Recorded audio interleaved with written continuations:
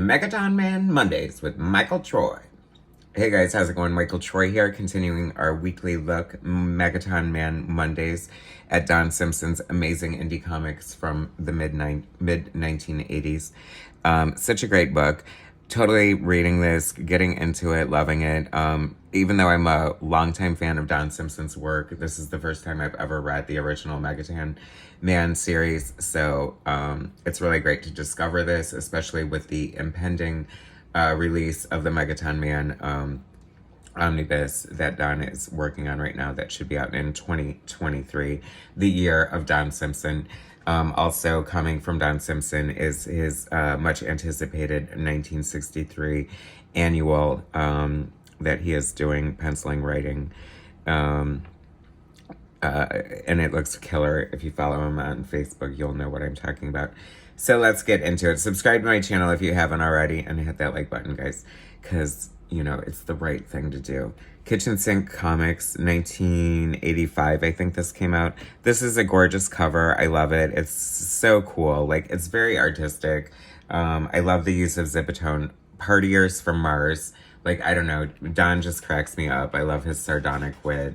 And I was thinking, this has got to be, like, one of the most defining independent comic books in independent comic book history. It just sort of struck at the right time. Like, there was, sort of like an indie comic movement, and you were getting...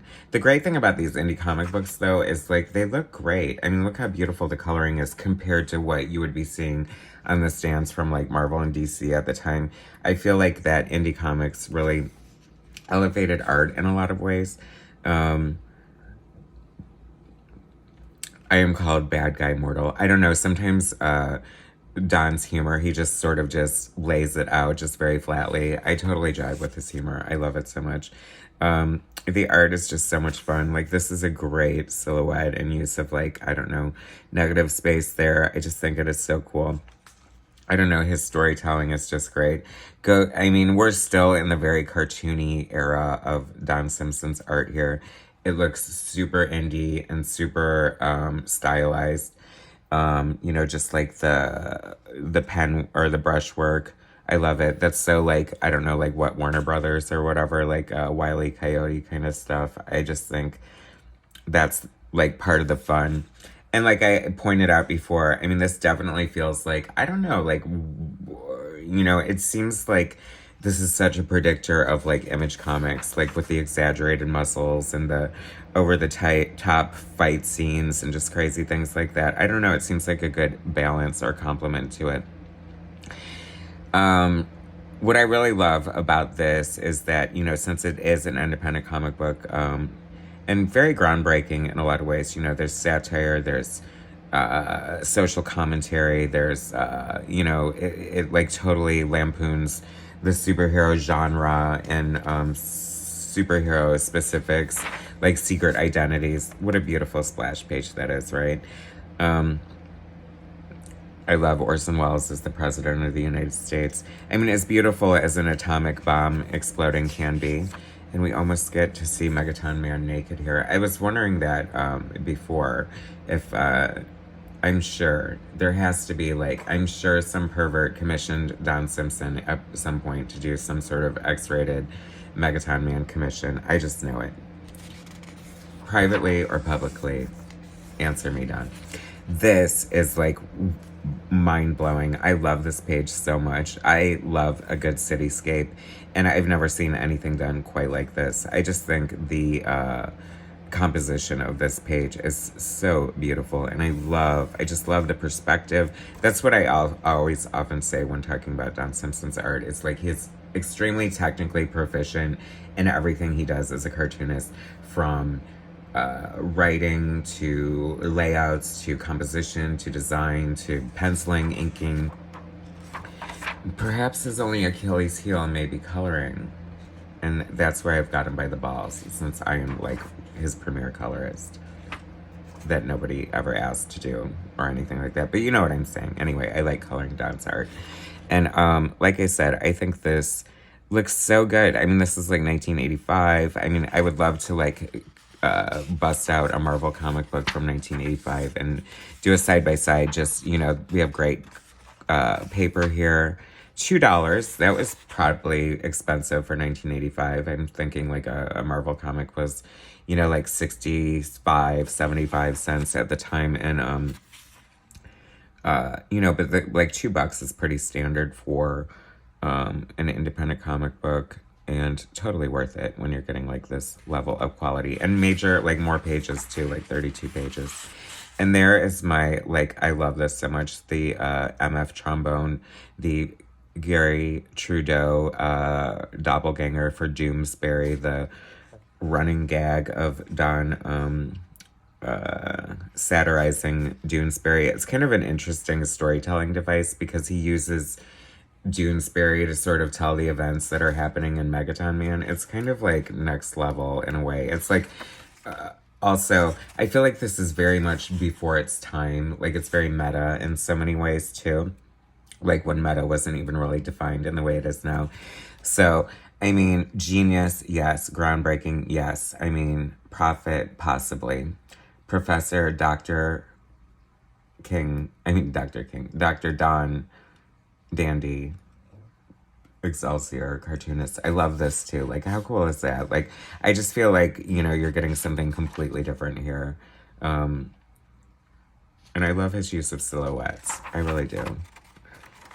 And this is fun. The, what is her name? Pam, I always forget the fake names, but the Lois Lane doppelganger. She's living in Cleveland with, the Invisible Girl doppelganger, and she's like on college. I mean, so there's like a great, obviously Don, like, you know, he's a doctor. He teaches writing, and, you know, he has apparently went to college and speaks a lot on the college experience and his opinions on that. I like, it's sort of interesting too, to like, I don't know, just see like the social commentary, the relevance of the social commentary, and how really nothing changes, and how we're just all hamsters in a wheel, and what's the point? Yarn Man, Lost in Time and Space. Oh my gosh, I love Yarn Man so much. He is such a great, like, what do you call it? You know, thing, sort of, I guess knockoff, ripoff, but I'm looking for the more flattering term, doppelganger, fill-in, you know. I just think, like, it really makes, it's funny because I feel like, you know, Don said his choice would be Spider-Man. He loves Spider-Man to do for Marvel, but I would love to see his Fantastic Four. I mean, he obviously has such a great handle on it.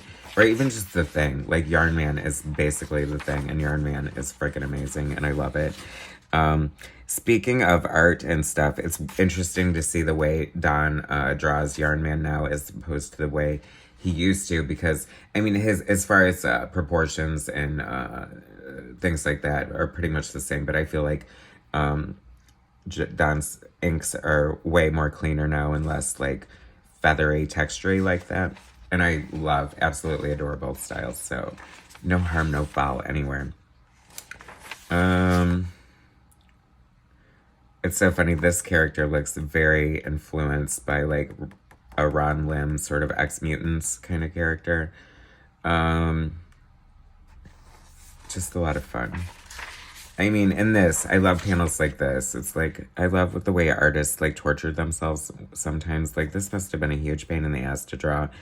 And there was, like, where was it? There was, like, this one thing I wanted to point out in here that was completely hysterical.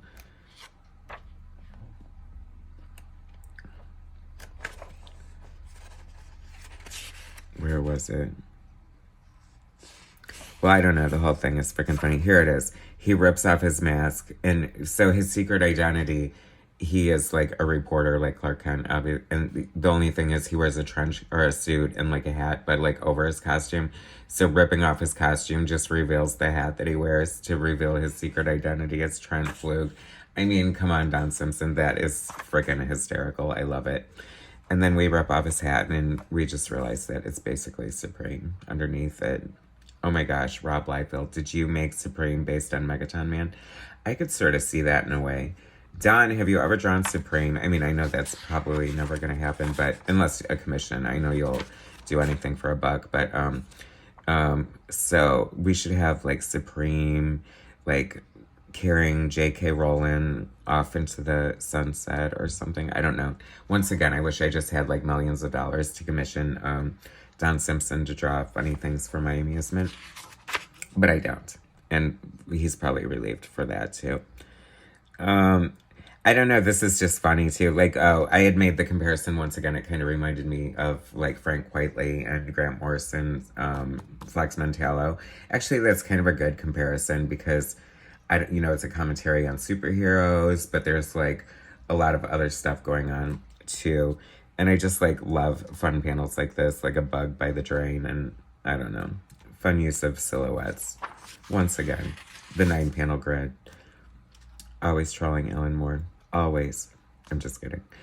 MF Trombone. Maybe I should change my name to Michael Fitzgerald Trombone. No, I don't think so. Probably not. I was kind of thinking that reminded me of Donny Osmond in a way, but I doubt it. I mean, I feel like, oh, that could be Donny and Marie, right?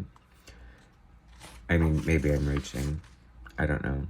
Always reaching. That should be the name of my autobiography.